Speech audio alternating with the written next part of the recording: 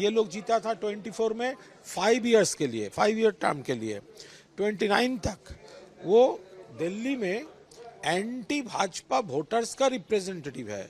Election के बाद वो बोल रहा है हम एनडीए में जाएंगे, भाजपा का दोस्त बनेंगे। वो लोग भाजपा लीडर्स का घर जा रहा है। ममता दीदी और तृणमूल से बेईमानी नहीं है। हर एक वोटर जो उन लोगों को वोट दिया था, एंटी भाजपा वोट दिया था, अभी वो जा रहा है भाजपा के कैंप में। तो ये कंट्राडिक्शन है। राज्यसभा में जो रेबल्स का रेजिग्नेशन मॉडल है, लोकसभा में किसी तरह एमपी सीट रखना पड़ेगा, एमपी सीट रखना पड़ेगा। ये क्यों है? आप लोग तो इंडिपेंडेंट नहीं था। देखिए, पार्टी का फंड के बारे में हमारा कुछ कहना नहीं है, क्योंकि ये जो फंड का जो डिपार्टमेंट है उसका कोई हमारा साथ कोई ताल्लुक नहीं है। तो इसीलिए ये फंड, बैंक्स एक्सेट्रा मैं नहीं जानता, हमारा कमेंट भी नहीं है। और जो लोग कर रहा है शायद उसका पास है कुछ कंप्लेन करने के लिए, तो वो लोग किया है। ये तो पहले दीदी को बोलना चाहिए था। तो ये प्रायोरिटी क्या है? अगर कुछ इधर उधर का क्वेश्चन है तो ये क्वेश्चन रेज करने का, प्रॉब्लम सॉल्व करने का इरादा है, या ये पॉलिटिक्स, इंटरनल पॉलिटिक्स दूसरा किसी को फायदा देने के लिए कुछ कर रहा है? प्रायोरिटी क्या है? अगर खराब है तो खराब है, तो पहले खराब था, आज भी खराब है। यदि कुछ खराब है तो आज गवर्नमेंट हार जाने के बाद ये खराब है, वो खराब है, पहले तो इधर उधर हो से दीदी दीदी दीदी दीदी, और आज दीदी के बोलने से पहले थाना थाना थाना थाना।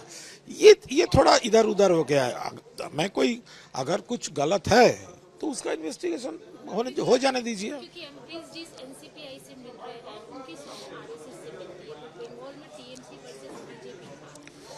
अरे यही तो है जी। ये क्या है कि एमपीज लोग क्या कर रहे हैं? वो लोग जो 24 में जीता था वो तो भाजपा, एंटी भाजपा वोट था, भाजपा के खिलाफ जीता था।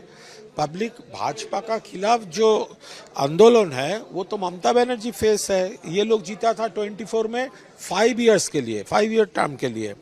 29 तक वो दिल्ली में एंटी भाजपा वोटर्स का रिप्रेजेंटेटिव है। लेकिन अभी वो क्या कर रहे हैं, ये असेंबली इलेक्शन के बाद इसके साथ उसका कोई ताल्लुक नहीं है। इलेक्शन के बाद वो बोल रहा है हम एनडीए में जाएंगे, भाजपा का दोस्त बनेंगे। वो लोग भाजपा लीडर्स का घर जा रहा है। तो ये तो सरासर पूरा जो नॉट ओनली सिर्फ ममता दीदी और तृणमूल से बेईमानी नहीं है। हर एक वोटर जो उन लोगों को वोट दिया था, एंटी भाजपा वोट दिया था, अभी वो जा रहा है भाजपा के कैंप में। तो ये कंट्राडिक्शन है। तो राज्यसभा में वो लोग रिजाइन कर ले, और लोकसभा में तो रिजाइन करना चाहिए। राज्यसभा मॉडल लोकसभा में क्यों नहीं होगा? अगर राज्यसभा में जो रेबल्स है वो रिजाइन कर, जवाहर सरकार जी रिजाइन कर दिया था, उनका साथ नहीं मिला तो रिजाइन कर दिया था, रेस्पेक्ट मिला उनको। सुखेंदु शेखर राय डिलेड रेजिग्नेशन बट रिजाइन कर दिया था। सुष्मिता देव इतना सारा बुरा बातों में नहीं गया, रिजाइन कर दिया था। लेकिन ये इंटरेस्टिंग है, राज्यसभा में जो रेबल्स का रेजिग्नेशन मॉडल है, लोकसभा में किसी तरह एमपी सीट रखना पड़ेगा, एमपी सीट रखना पड़ेगा। ये क्यों है? आप लोग तो इंडिपेंडेंट नहीं था। आप लोग तो तृणमूल का सिंबल में, तृणमूल पार्टी का दीदी का कैंडिडेट थे। तो आपको तो अगर ये सब करना है, पहले रिजाइन कीजिए।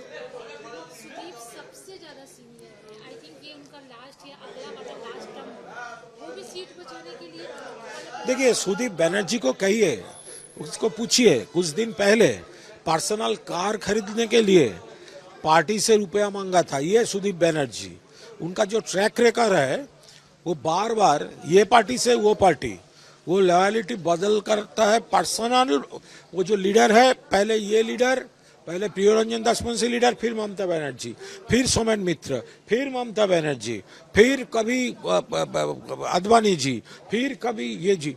वो पार्टी बदल और कैंप बदल में वो बहुत एक्सपीरियंस्ड है। लेकिन ये तो पहले वो इतना सारे बात बोल रहा है, पहले इतना तो कहिए जो MP Kalyan Banerjee, senior MP Kalyan Banerjee बोल रहा है कलकत्ता से एमएलए कुणाल घोष बोल रहा है आप पर्सनल गाड़ी खरीदने के लिए आप पार्टी से रुपया मांगे थे।